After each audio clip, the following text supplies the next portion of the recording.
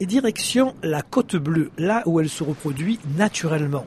La Cystocera amantacea est nichée au creux des rochers, à fleur d'eau. C'est ici qu'on prélève cette algue pour l'introduire sur une partie des digues du port de Marseille.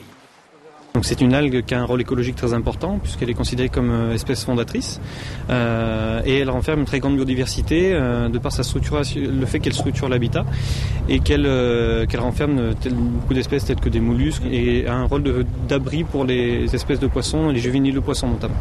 4 espaces essentiels ont été choisis pour l'introduction de l'algue salvatrice. Parmi eux, la digue de l'Estac, là où sur les rochers, les scientifiques évaluent son état de santé.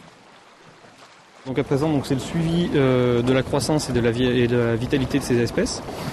Et par la suite, va être mis en place aussi un suivi de la prédation par les poissons herbivores, ainsi qu'un suivi à partir d'automne 2014 du comptage et de la microcartographie des recrues de cystosères de part et d'autre de chaque site d'implantation.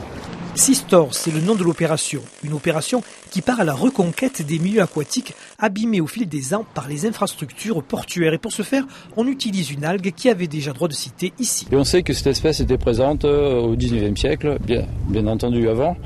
Et donc l'idée, c'est de réparer ce que nos ancêtres ont fait et donc de restaurer ces populations qui avaient été détruites par la construction du port.